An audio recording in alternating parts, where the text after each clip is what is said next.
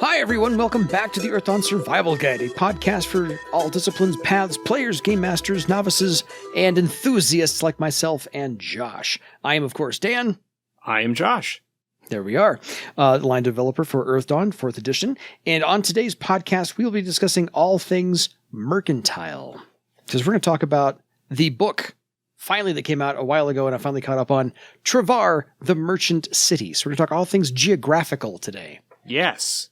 We hadn't actually talked about a location in a while, and we just wrapped up our discipline series a couple of weeks ago, and we've had a couple of other things that we've covered in the meantime, but let's go back and let's visit another part of Barsave with the book that was and let's plug a product for pity's sake. We haven't actually done any product plugging, so yeah, we can do that.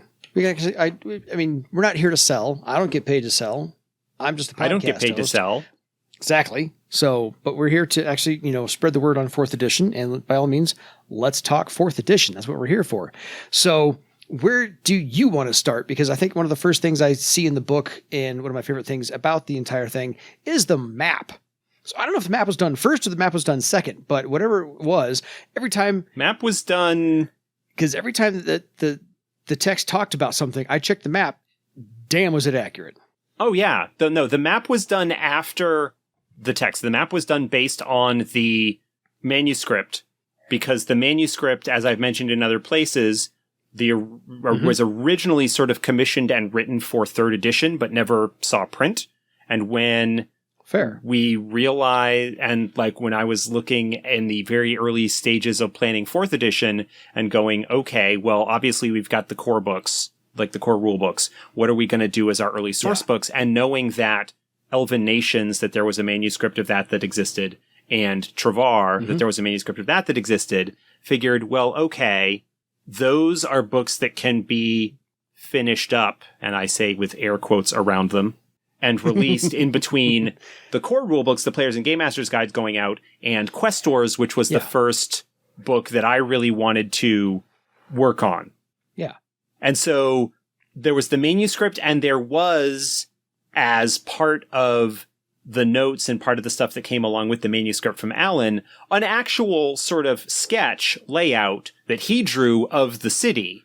And so the map that was developed by the cartographer that did that work was based on his like really rough sketch layout of the city. And actually, as I seem to recall, the cartographer somewhere, I lost the link a while ago, kind of showed how he did it. He's like, okay, this was the original sketch, and I did this, and then I used that and just built everything on top of the sketch. So that's why it is so accurate to the text in that regard.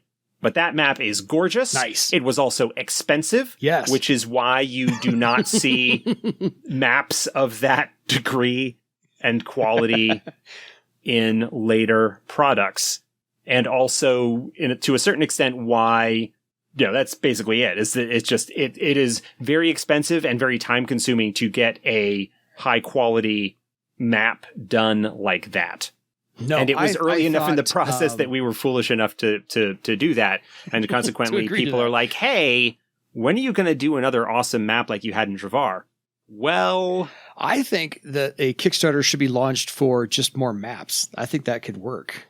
Well, we've looked at, but I think that was one of the, We have talked about that as stretch goals. Like, for example, there was not a map of Iopos. There was not like a sketch. There wasn't anything along those lines that was done for that book. And a lot of people were like, hey, we would really like a map of the city of Iopos. And we're like, okay, well, then as a stretch goal for Empty Thrones, one of the stretch goals will be, we'll do a map. And those of you who backed it have seen the map because it has been completed and released. It is nowhere near as elaborately pretty as the Travar map, but it is still a very nice map done by our art director, James Austin. At least gives you a general idea of the city. Yeah, so I thought that the Travar map really needed to be talked about, because that is one of the most impressive things to come out so far of the 4th edition line, and that needed its own little plug there to go. If you haven't seen the Travar map, if you haven't bought the Travar book, pause now, go get it, because that is a fantastic map to work from. So the Travar book, actually, the first print of the Travar book sold out. We went to a second printing of the Travar book. The second printing of the Travar book does not have the included map, I don't think. However, the map, a digital version of the map is in the PDF copy. Yes. And I don't think it's up yet, but I'm planning on making just the map available as an electronic thing that you can download at no charge from the site. But just the cost, because the second print run of Travar is going to be relatively small already as it is, and the added cost of doing that map again as part of that jacks up the price. Yeah, just it wasn't really feasible. Well, the good news is half of it is available on page 3. Yeah, of the book itself, there is that sort of black and white kind of version. It's not as good as the full map, but it gives you an idea of what you would have been looking at. But it covers the core of the city, which is mostly what we're going to talk about next. So I'm sorry, I had to just gush about the map. That's all. I'm done. That's cool. It is a great map. I am incredibly happy. I love that map. It's map. Just the realities of production when it comes to something like that. You know, a product like that needs a lot of lead time. And we were fortunate enough to have the lead time on the original development of Travar to do that. Yes. And with shorter lead times, maps get even more expensive because it does take a particular skill set to do them well. Agreed. Just wanted to cover exactly why we haven't had a whole lot of maps after that to that level of quality, whatever the case may be. And now we've had all of it explained because we hadn't brought it up before. But yes, I'm looking forward to getting all the stuff from the Empty Thrones as well, including the Iopos map, because, Well, the Iopos map is just digital. There is no physical version of it. Yeah, I downloaded it. I just haven't studied it yet. That's fine. I was preparing for the Travar episode. Anyway, so let's get into the actual content about the geography of Travar. The interesting things I'm just going to bring up real quick, and Josh can talk about all these because he was involved in the development. I'm just going to be the host for a little while. Travar predates the naming of Barsave. It was neutral in the Thrall and Theron conflicts, and I think they brought the very first ever standing army in all of Barsave before the kingdom decided to do it themselves, and that was the Road Wardens. Yeah. Am I wrong? The Road Wardens, if I recall, the Road Wardens was something that was developed as part of the Travar manuscript. It wasn't something that was really discussed in any of the information that was available about Travar prior to the release of that book. Fair. Which is fine. And calling them a standing army is a little bit of a stretch, I think.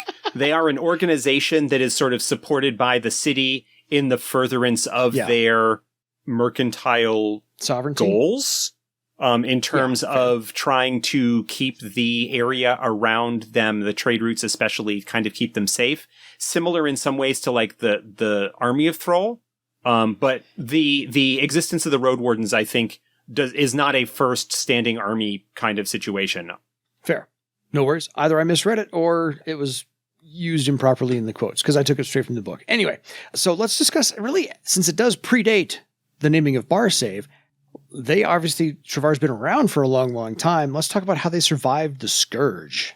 Like a lot of the big cities that did, they built a citadel. They basically surrounded the city with magically reinforced walls and put a dome of magical air and fire over the city to basically sort of make a above ground care, which is what a citadel is. And they managed to survive the Scourge as a result of that. Yeah, they built a fortified trench with elemental earth. At the bedrock, they had basically what they called the Glimmer Dome came over the top, and that worked as a storm shield as well. Like you said, the magical barrier and horror protection, so they could still see the sky if they wanted to, which is a very different atmosphere for those residents inside that, as you said, citadel, versus anybody who was underground and had to rely on magic to make the ceiling of the care change colors essentially for day and night and so forth and so on. So to imitate what it was like to be outside, but actually Travar stayed, where they were outside. So let's talk about a little bit of Travar's got an interesting set of laws, but I think I can't say the most fun one. The most integral one to them is the water rebellion.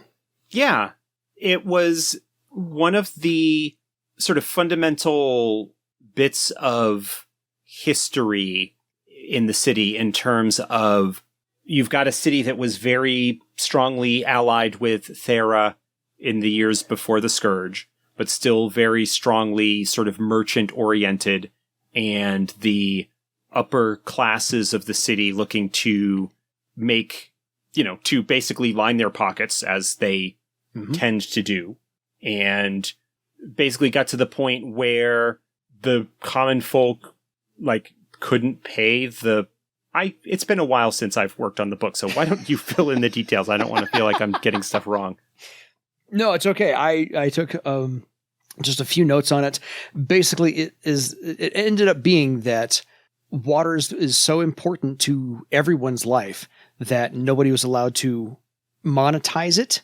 And so therefore it became against the law to sell water. Right, so, because when the city was a care, or when it was a citadel, the water, the wells, resources were limited. Right, they were controlled sort of by the merchant houses. They were controlled by the merchant houses, and they were selling it. And was there a Questor of Garland involved?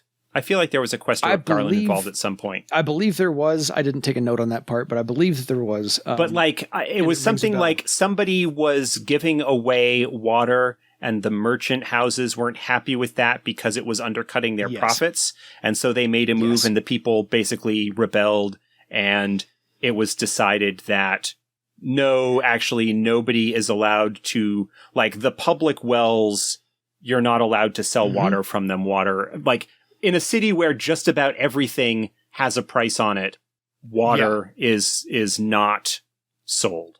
And the nice thing about that, this is one of those things, from a world building standpoint, it's you kind of you find these little interesting tidbits or twists or ideas, and you try and build a backstory behind it, a history, why does the culture, Travar is a merchant city. It is a city in many ways, fanatically devoted to Corollas and the pursuit of wealth and profit. It is in some ways, without it being a massive statement, it does kind of address some topics of rampant capitalism and the pursuit of profit and the ups and downs and all of the issues that can kind of go along with that, without being heavy-handedly allegorical about it.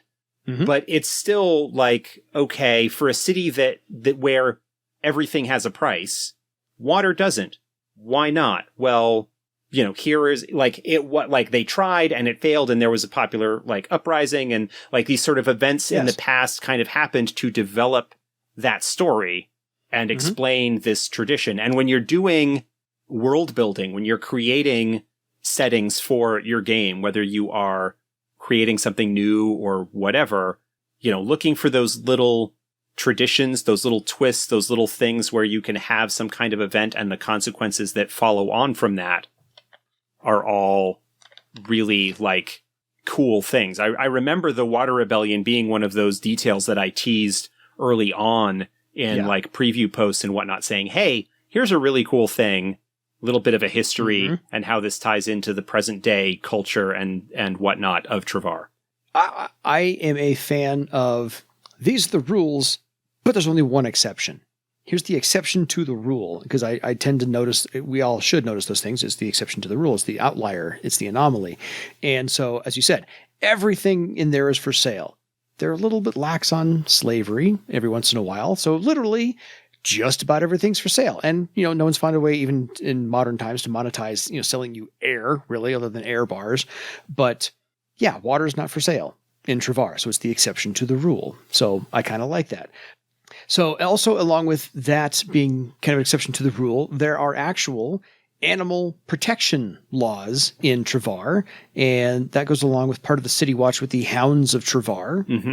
And I love occasionally some of the descriptions, because I like telling players when they walk into a city what things look like, what things sound like. I like setting this scene like a movie director with an establishing shot of they see certain things. So I think the fact that the City Watch has a couple of different uniforms and just the color change is pretty much it. So if you are on the City Watch, you wear blue leather pants, black boots, a steel breastplate, long sleeve blue leather jacket, and with a white wool sash and a silver edging. That was nice details I picked from there.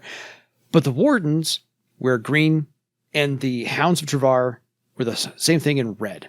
So you've got blue, red, or green. Just those are the different City Watch guards roaming around, so you know who's who. I like the fact it's color coded. I'm a color guy. It works for me. So, any thoughts on the Hounds of Travar? Any recollections?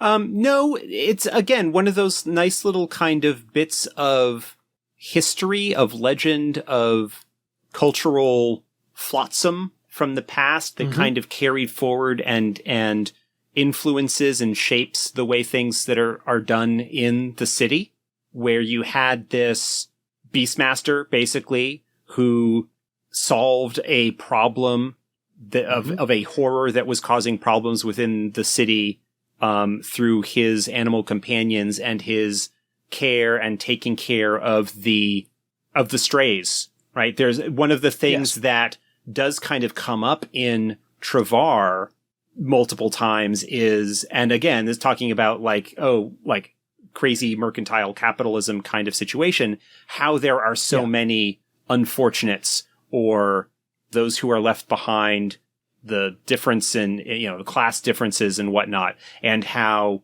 the Hounds of Travar had very humble beginnings, the foundations of this street person who had a relationship with these stray animals, and how that became something that became important and gained value because of their contribution to society, and not necessarily because of how much coin they were able to pull in. And back to the point of it's the outlier. We talked many times during the Beastmaster episode, and since then, that they are the wild person, or they're the woodsman type, or the one that doesn't really involve in civilization a whole lot. But the Hounds of Travar is so mired in the civilization that they're now part of the town watch. I just thought that was, again, just a little outlier, the anomaly, the exception to the rule. Beastmasters are X, Y, and Z. This guy's over here at, F. Right. So just had to mention that one as well. Another little tidbit about Travar is they claim to produce the best air sailors in Barsave, even though the best airships are made in Jarris. Yeah, they make a lot of claims in Travar. I mean, Travar, like a lot of the early development and sort of iconic imagery of Travar comes from Terror in the Skies, the second adventure, which is based in Travar and heavily features airships and air sailing. And so that is something that has always kind of been drifting around as a theme and motif of Travar, is how important air sailing is, because it is important in terms of the mercantile efforts of the city, but also Barsave in general, particularly when you're talking about those outside of Thrall. Thrall's merchant endeavors are very strongly tied to their traditional caravan, and by going and going everywhere, whereas Travar is largely from a point A to point B, more connection with like freight lines for airships from between the major settlements, rather than sending out, okay, well, we're going to go out on a 1 month loop from Thrall and hit village after village and kind of trade at each location and come back, hopefully, with stuff that will then sell back at Thrall in a more traditional kind of trade situation. And that's not quite so much the case as it is with Travar. And so there is a lot of air sailors and air sailing and whatnot that goes along with the city. Yeah.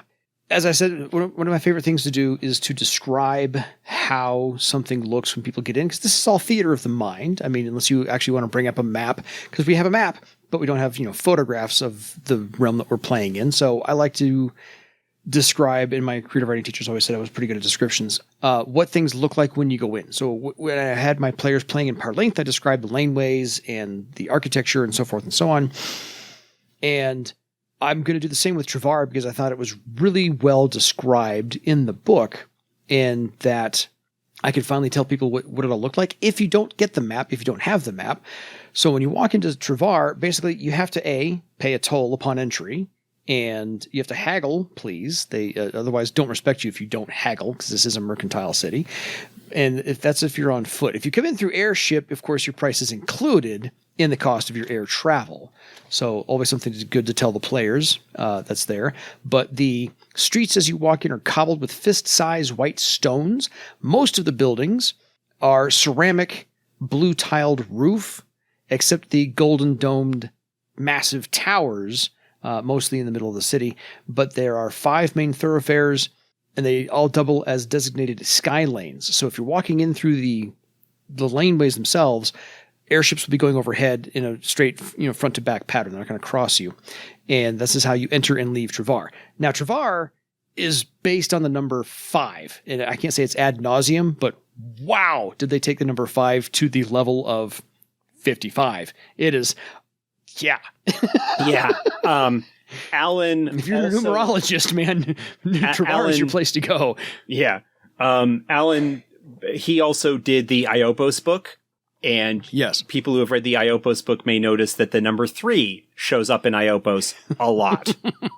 Alan does have a thing with the 2 books that he's worked on, at least, of kind of picking a numerical motif like that and trying to work it in wherever. And I'm not sure what the reasoning behind that is, but Travar did get built upon the notion of the number 5. And so that does show up. It's not unlike, like, in Iopos 3 is very blatantly mystical and associated and like publicly known as a mystical and significant number. Whereas I think the number 5 shows up in Travar a lot more because of one of the like deep secrets of the city. And so it's something that just kind of is bubbling below the surface and will occasionally pop up. And most people aren't aware of its significance. Yes. That is to say, most people within the city aren't really aware of its significance, but it does show up a lot. Oh, it absolutely does. And so there are 5 basic divisions of there's really 6 because they have Old Town in the center of Travar, which is the original founding of it. And it was eventually leveled and made into the capital district. Yes. And then there's the 5 outside of that. So it's like this wagon wheel. The center is Old Town, and then the 5 surrounding areas are the Industrial Divide, the Commercial Divide, Riverside, the Great Divide, and the South Valley Divide. So those are all there as well. Mm-hmm. But then there's the outlying places around Travar, and we're going to get to those here in a quick sec or so. I really enjoyed reading about the different areas in there, and I was reading it late at night, and it kind of put me to sleep every once in a while because it was a lot of politics and a lot of relationships and a lot of power mongering between the different factions as to who's in charge of what and the different houses and so forth and so on. And so I think it took inspiration from the river houses of the Serpent River, because as Josh has pointed out a number of times, everything is political. And so whoever's in charge of Travar, everyone's got their fingers in every kind of pot about who wants the money, because that's what, again, Travar is mostly about, is how much money can we get and who's in charge of what. Right. Yeah, politics is, on some level, basically about the collective use and distribution of resources. And so anytime that you get a lot of people together, because they all have needs and desires, and sometimes those are in alignment with each other and sometimes those are competing, there is politics, there is that sort of thing is going to come up as a result of it. And so anytime, especially when you start dealing with a lot of money, the people who have money typically want more of it, or certainly don't want to see their fortunes turned down. And so will look to advance themselves and advantage themselves in any way that they can. Yeah. And so that comes about through the, manipulation and sharing and distribution of power between those who have the power to do so. Fair enough. So it wasn't the Colosseum the word I was looking for was the arena, which is a white marble arena on the outside, and it's got a gold rimmed top like a crown for anybody who goes in there. So why don't we talk about getting into the arena, because pretty much any one of these houses will hire a champion. Yes. So one of the aspects of political power within Travar revolves around the magistrates. That's the term that's used, right? Yes. There are 3 of them. And it is a position that is not elected. It is not a lineage. It's not an inherited position. It's not elected. Yeah. It is basically a position that is won through, for lack of a better term, force of arms. Basically every year the city of Travar holds a big festival called the Founding. The focus of it is their like big holiday Mardi Gras of the year.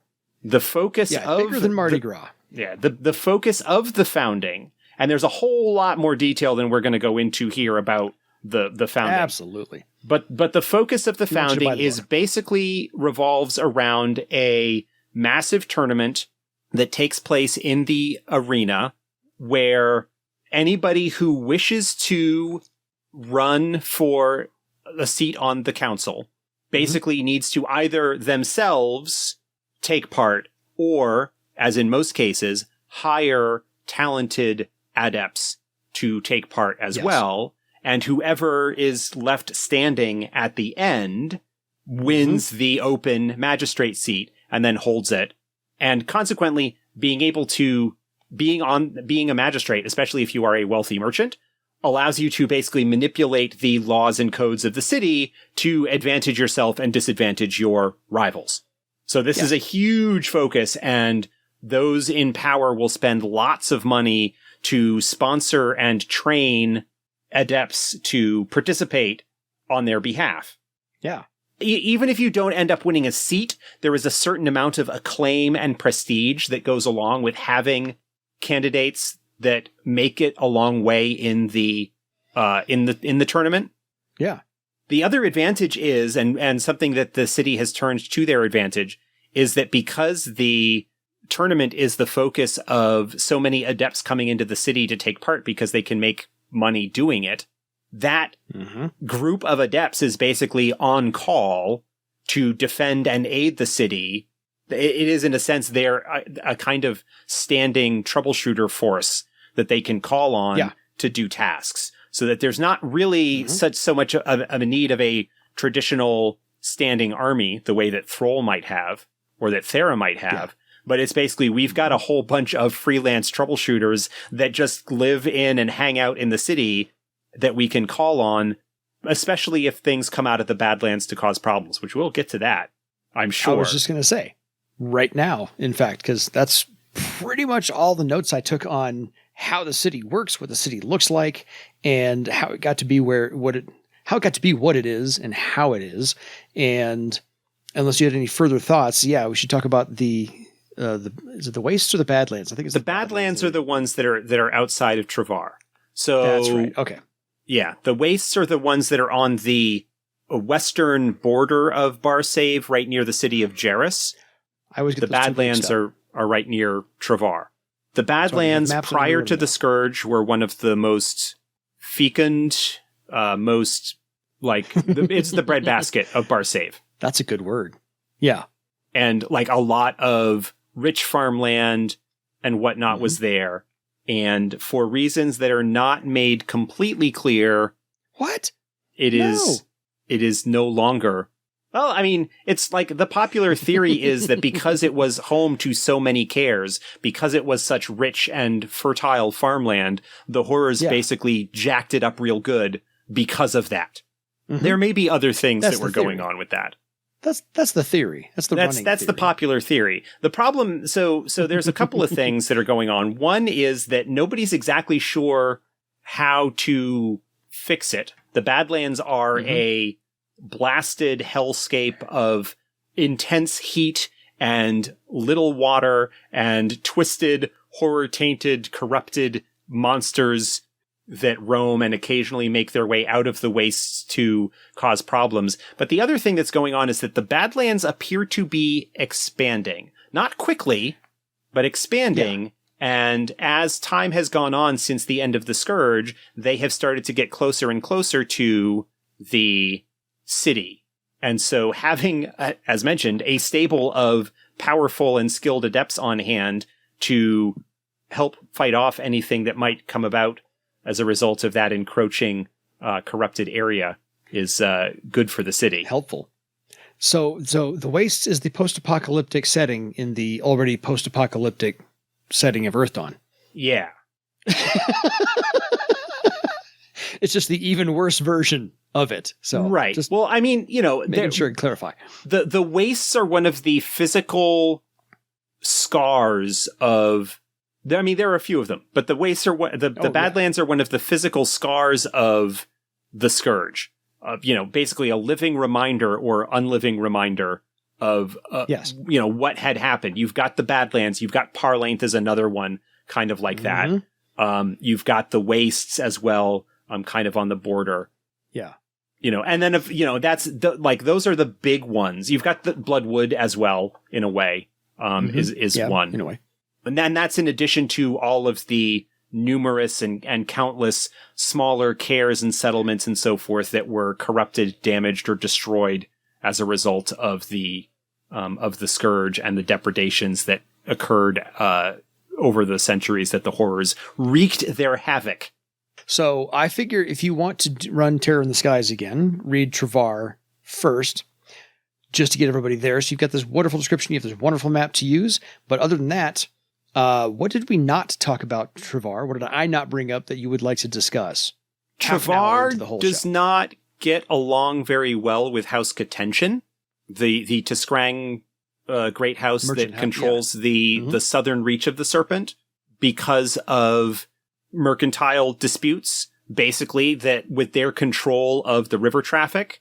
And this is part of the reason why air shipping out of Travar is the way that it is that the merchants of Travar don't want to pay fees to House Catention in order to ship their goods. And so there have been historical rivalries and conflicts between them. So there's that. Political. I mean, obviously, Travar being on the shores of a river the way that it is, and air shipping being very expensive, other people are going to need to ship to ship goods or overland or by riverboat. But there is still some conflict as a result of that.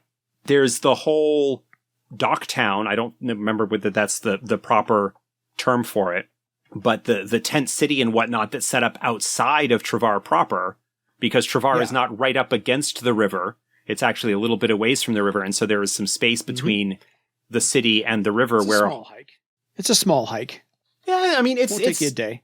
Yeah, I mean, if that, but because there's the toll to get inside the city to pass through the walls, a whole lot of people have set up shop outside of Travar, similar to how Bartertown is set up outside of Thrall, though Travar's equivalent thereof is nowhere near as large or comprehensive. Yeah, as Bartertown is. But it's still a good sized community of its own right that is semi-transient in many of its aspects.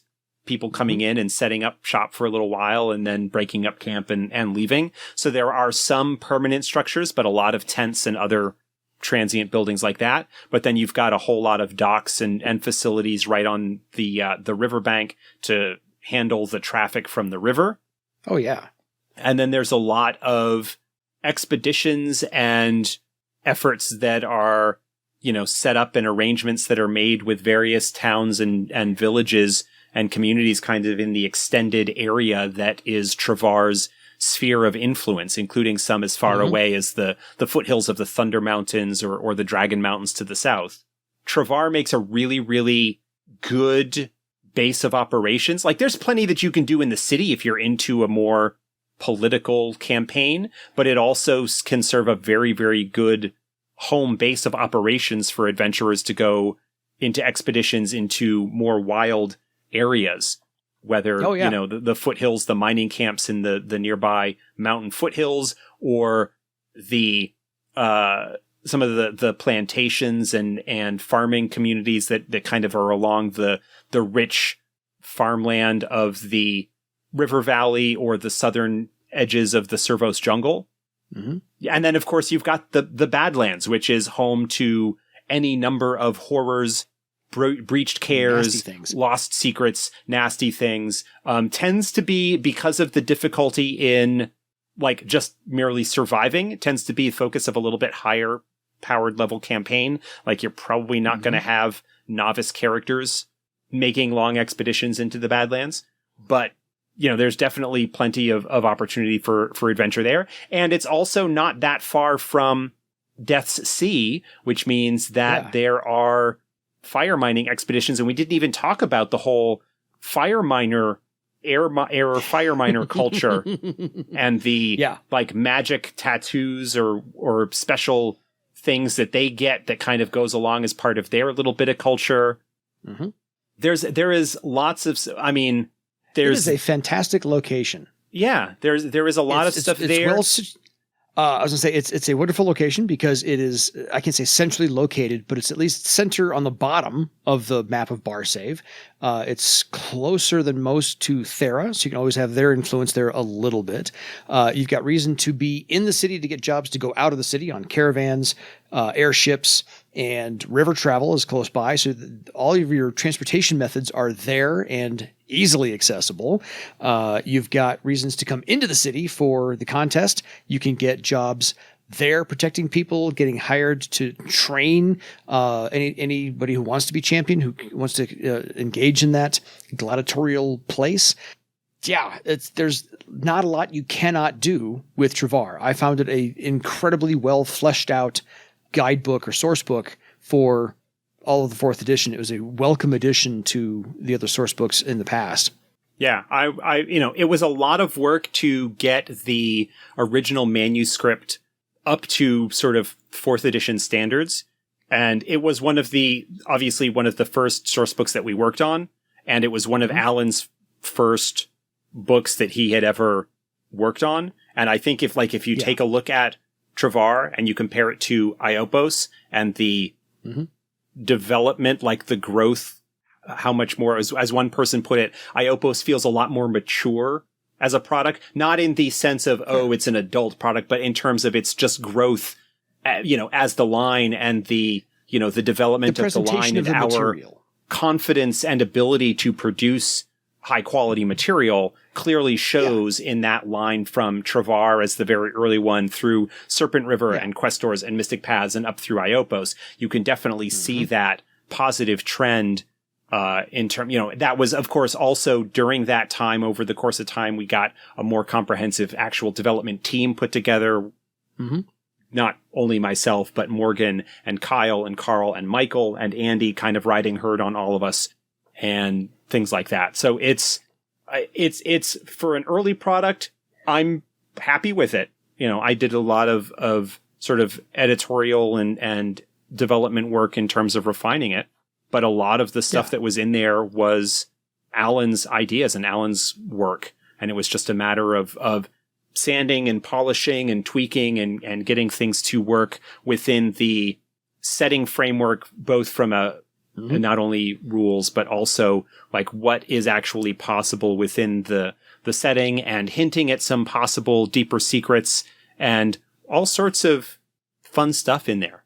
Oh yeah. The list of NPCs is, I can't say daunting, but it's comprehensive. It is a long list of plot ideas to play with, story ideas to play with. And if you can't figure out how to run something out of that, I can't help you, because that is a that is a long list of generated ideas and working parts of the city of Travar. So you want to wrap this one up, or do you want to talk about the next thing? No, we'll just wrap it up there. Travar is a great addition Travar is great. It's a great addition to the material.